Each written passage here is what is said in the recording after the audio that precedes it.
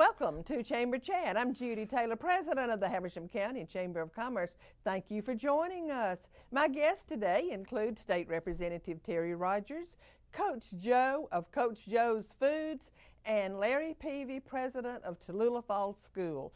And my first guest is Representative Rogers. Welcome, Terry. Hi, Judy. How are you? Doing great, and thank you for being on this program. I'm glad to do it. Well, I do appreciate it because I wanted you to be on before the session really got to going, and your life is about to get very, very busy. Well, it's been very busy already, but it's about to get extra busy. Let's put it that way. I know it is because the General Assembly or the session starts January the 9th. It's 9th. always the second Monday in January, and we'll go back in and hit the ground running. Well, you always do. And Terry, how many sessions does this make that you have been in? I remember when you were elected. This is the fourth term, and each term has 2 years, so I will have had 7 after this term. Because you went in the middle of a term. I did. I went in November of 2011, and then so I was there for the 2012, 13, 14, 15, 16, and this will be 17 and 18, good Lord willing. So this is starting of a new term. Right. It is. So it is. And a lot of people don't understand that, but a term is 2 years. A session is 2 years. And any legislation that doesn't pass at the end of the session, of the second year of the session, is dropped, and you have to start all over again. So this is going to be a very, very fresh session, so it's going to be interesting. It will be. And I know that there's so many things that will be going on. I'm interested in a lot of them. But, Terry, tell our audience what committees. You serve on a lot of committees. Yes, I do. You serve on, I don't see how you get around to all of them, but what committees do you serve on? Well, the average representative has 3 or 4, and I've got about 8. I have appropriations, which sets the budget, which is good anytime you're dealing with the money. Have rules, which is very important because that's, if it doesn't get through the Rules Committee, it doesn't make it to the House floor for a vote. Defense and Veterans Affairs, Human Relations and Aging, Regulated Industry, Vice President of Economic Development and Tourism. That's what I like that you're I on. like that. I like that. It's a good committee. Vice Chair of State Planning and Community Affairs, which is good for us because we have, matter of fact, a prime example of that was we managed to get $500,000 for the city of Clarksville through the Department of Community Affairs after the fire. So all of those, as well as being the governor's representative on the Fiscal Oversight Committee and the speaker's representative to the World Congress Center Advisory Committee. So, you're a busy man. Yeah, it's been fun though. Now, when you said you were on the governor's committee, does that include being the governor's floor leader? I am the governor's floor leader, one of his floor leaders on the House side of things. But no, this is something that every year, the fiscal year in Georgia runs from July the 1st until June the 30th. And as we wind down and get closer to the July 1st deadline, sometimes revenues come in more than expected, sometimes they're less. And so there's a committee which gets together, looks at the entire budget and says, hey, here's where I think we could shift some money or whatever, and I'm one of the governor's appointees to that. Now, Georgia balances its budget every year. Absolutely. Maybe you need to go to Washington. I'm going to stay as far away from Washington as I possibly can, but that's, maybe Washington could take a lesson from us because it's constitutionally mandated that we balance our budget, and that's the only thing that we have to do during the session. Do all states don't balance their budget, or do you know? Some they don't. states are kind of like Washington. But it's a constitutional amendment that was passed, put into the Georgia Constitution, that we balance the budget. And quite frankly, I think it's great. We're dealing with a $23 billion state part of the budget, and so if we're going to have to balance our budgets in Northeast Georgia, the state ought to do the same thing. I agree with that. Well, what bills do you anticipate this year that the audience would enjoy hearing about? Anything that unusual, that difficult? I think, a couple of different things. One, I think will have a big impact on this area here. One of the things that you have to understand is everything is sort of a little bit in, not turmoil, that's not the right word. Everything's kind of up in the air right now because of what's happening in Washington, D.C. Originally, I think we were planning on looking at some solutions to the healthcare crisis, which we will still do, but we're going to have to kind of take the lead from Washington, D.C. now. And since President-elect Trump has said that he has plans to repeal Obamacare, we're going to have to wait and see what happens there. Same thing with immigration, a couple of other issues that we were going to be looking at. But one of the first things that will happen is the fact that we're going to have to extend the hospital bed fee. It sunsets this year. It's something that for rural hospitals especially is very important. What it does is it allows them to draw down against Medicaid and against Medicare and to contribute in. And in the case of rural hospitals, we have so much in the way of indigent care and Medicare coverage and things of that nature. If it doesn't pass, then the access to Medicare is going to be limited, and which would really just put our hospital in a financial crunch. I started to say our Habersham Hospital, Habersham Medical Center. Right. It will be depending on that, I'm sure. Yeah, and you know, a lot of people, I don't like voting for a fee, extending a fee or whatever necessarily, but at the same time, I realize how important it is to this district. And the other side of the thing is, what people need to understand is that the county commission has backed this hospital through bonds. They've backed the bonds for this hospital, and if the county commission has backed it, that means the taxpayers have backed it. So, you know, I just assume that we got some help from everybody else in the state rather than just come resting on our backs. That's right. Well, Terry, I've said this to you before. You're known as the constituency legislator. Well, and I like that. Well, that's how you're known. And I hear that about you. They'll say, I get in touch with Terry and I always get a response. And I know that personally that I do. I can call you. I may not get you that minute on the phone, but you always call me back. What does that mean to you? And tell our people what's the best way to get in touch with you. Well, I think I'm pretty easy to get in touch with. I mean, I have district office number. Most people have my cell phone number. I'm listed in the phone book. The Atlanta office, if you go to the House of Representatives website, it's got all the contact information there. And, you know, I try to always respond. As a matter of fact, you know, if you don't hear from me, something's wrong. I probably didn't get your message. And I try to get back to people usually that day. Sometimes it's 2, 3, 4 days. A lot of times I'll realize that, you know, like over the weekend I got a couple of calls and, well, you know, there's nothing that could be done because the government was shut down. But yeah, just get in touch with me. I'm pretty easy to find. May not get you the answer you want, but we will get you an answer. We'll get back with you. We'll find out and we'll see if we can't solve the problem. I think that's what I enjoy the most. I've told you this, that I get very frustrated myself dealing with bureaucracy, and I know how to work around the system. I can only imagine what the average person goes through out here, and so any way we can help, I'm glad to do it.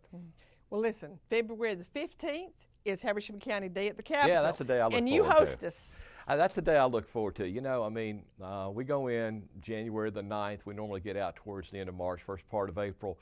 By the 15th, you're sort of sitting there going, I'm ready to see some folks from home. You know, I want to see some friendly faces because it's wearing and tearing on you.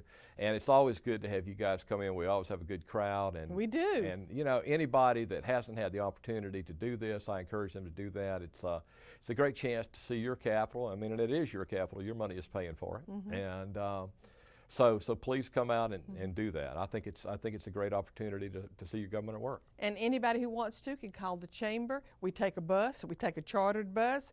First come, first served. I'll tell you what, there's always a good crowd, and I always look forward to having y'all. Well, we'll see you then. But Terry, thank you for your service. Our time is up. We're going to take a quick commercial break and be right back. Please stay with us.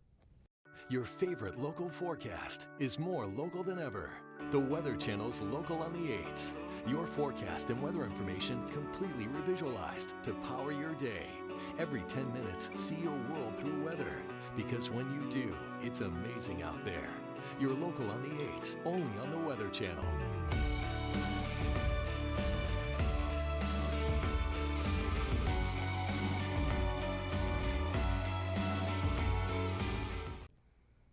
Thank you for staying with us. My next guest is Larry Peavy, president of Tallulah Falls School. Welcome, Larry. Thank you very much. Pleasure to be here. Thank you for being on Chamber Chat. And before we get started, Larry, I've got to say this to our audience, that at annual meeting you were installed as the board chairman for 2017. I'm looking forward to that. This is going to be a fun year, I think. I look forward to working with you and your leadership. Thank you. And I am looking forward to a very good year. But now I want to jump into Tallulah Falls, Okay. to Tallulah Falls School. And Larry, you have a lot of new facilities up there. We did a ribbon cutting for one this year. did. Tell our audience about that. Well, we just moved into a new multi-purpose building. We call it our Student Activity Center. And it's a gymnasium, it has an indoor walking track, it has a rock climbing wall, it just has all kinds of facilities for the kids. And it's right on the middle school campus, connected in fact to the middle school. It's quite an impressive building. Yeah, thank you. It really, really is. Well, let's talk a little bit too about going there in financial aid, and if some students who live in near around here, the proximity is within commuting distance. Sure. What if there's a very bright student who just possibly cannot afford the tuition? Can you help that student out? Sure, sure. Those are the very students we can help the most. You know, it's very expensive going to a private prep school. It costs me about $28,000 a year per student to educate each one. But we've got a lot of kids that are not from wealthy families, and you know, no one ever said the good Lord only made smart kids children of wealthy people. And I'm glad. And so what we are trying to do at Tallulah Falls is give every child that is wanting a college prep education an opportunity to come to Tallulah Falls. So we evaluate them based on need. Some students pay full price to come to Tallulah Falls, which is also a reduced price. But others will have a much lower cost based on their need.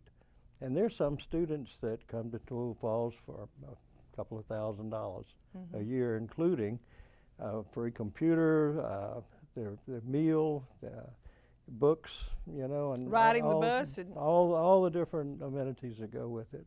So. And once they get there and graduate from Tallulah Falls School, that opens so many doors. Yeah. And it opens doors to college and to college scholarships. And we have 100% of our students that go on to school. And most of them get scholarships. They do. In fact, of the 60 plus graduates we have each year, they all earn between $4 and $6 million in college scholarships. So a lot of our kids stay locally and go to the local schools, UGA, Georgia Tech, Emory, a lot of other schools in our area. Many of our students go all over the country and the world. I know you have some at the Naval Academy. And don't you have a young lady at the We Naval? do, yeah. We have a young man that just graduated from the Naval Academy, and he's in flight school right now. And I have a young lady that's still there. And we have kids at 4 campuses of UCLA, at NYU, at Stanford, all over the place. Well, let's talk about something else. All right. I know that your school has a relationship with China. We do. And tell our audience about that. Well, a couple of years ago, I went to China for, I remember for when you several went. weeks. You carried some people from school. Yeah, and we spoke at an education conference and worked out some agreements with some of their schools so that our kids Skype them on a monthly basis. We also have hired a Chinese teacher to teach conversational Chinese to our students. And so that's working out really well. We've also brought students over to learn some basic conversational English, and they have sent about 30 of their teachers over to sit in our classrooms and observe how a college prep program educates in the United States, so they can take this back to China with them. This is awesome. Well, now tell me, you've got something going on up there, virtual reality. Right, right. I'm not sure what it is. Well, it's a new program that we've just bought. It's an eSpace program, and what you can do, for example, the best way to describe it is if you're looking at a TV that has a brain on it, you have a stylus you can click on the brain and it pulls it out into cyberspace right in front of the student. And then it's three-dimensional, and the students can dissect it, or they can pick up a camera with their stylus and go in the brain and look all around. This is the exact same program they use with the Harvard Medical School. And we probably have about 300 different programs that the students can use in both the middle school and the upper school with it.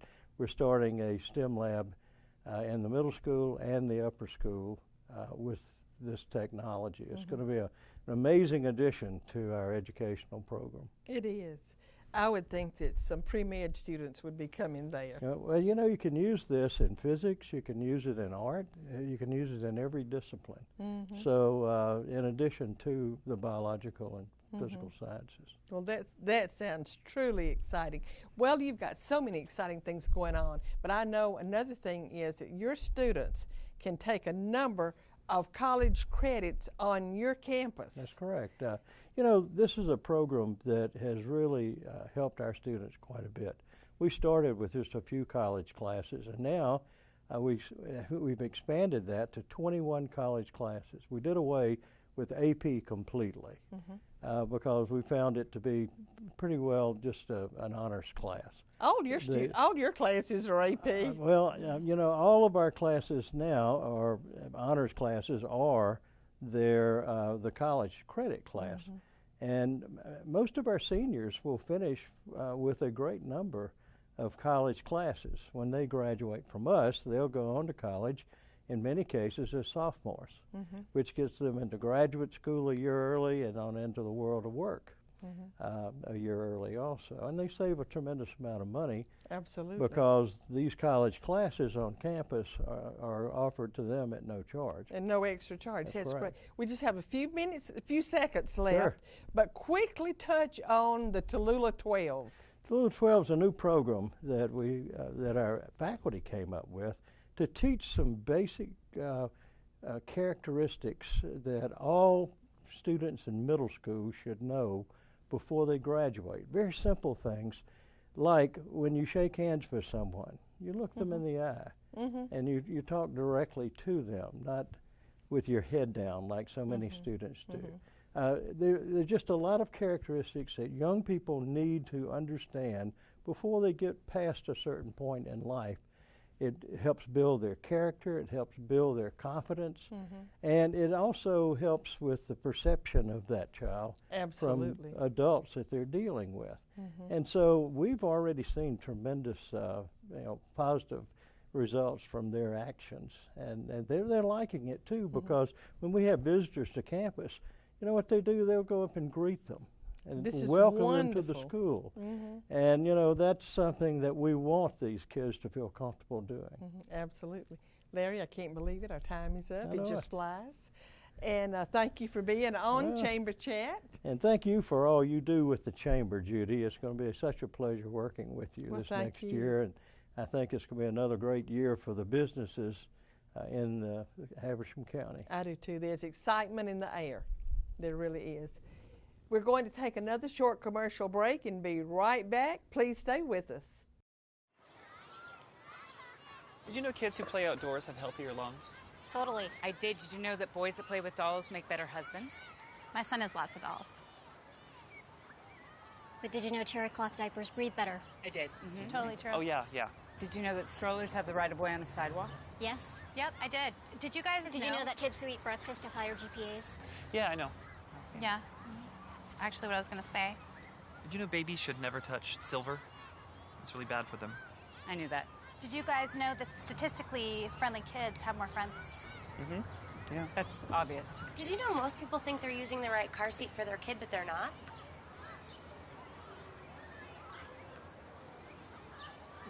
Parents who really know it all know for sure that their child is in the right seat at the right age and size. Visit safercar.gov/the right seat to make sure your child is protected. I'm putting that on my blog. I just put it in mine. Thank you for staying with us. My last guest today is Coach Joe of Coach Joe's Foods. Welcome, Coach. Thank you, Judy. Glad to be here. Glad to be here. And Coach Joe, you're in the food business now. Yes. So why do people call you Coach? And everybody does. Well, when you coach college football for 27 years, you never lose the name. And no matter what coach you meet, they're going to always call him Coach. Now, it's Coach Vince or Coach Joe or whatever, but his first name is always Coach, and you never lose it. And so 27 years of college, my last two schools were Savannah State Morris Brown in Atlanta, and so that's. And you were when coaching football. Football, yes, college football. And then you transitioned to the food business. Yeah. And you have the most unusual food business. And I want you to tell our audience about your products, some of your products, and the ingredients. Well, we have maybe probably around 20 different products. Some of them sell a lot, some of them sell sometimes. It just depends on the customer. Our top selling item is probably our shrimp burger, and it's made with whole shrimp, 40 count, and it's probably about 97% shrimp and maybe 3% breadcrumbs. So it's actually a true burger. We got some big news today. It's being served at the Atlanta airport down there in 2 restaurants, and that's going to really be a big boom for us. And we sell it to Cisco, Buckhead, and then they in turn sell it to restaurants all over the state.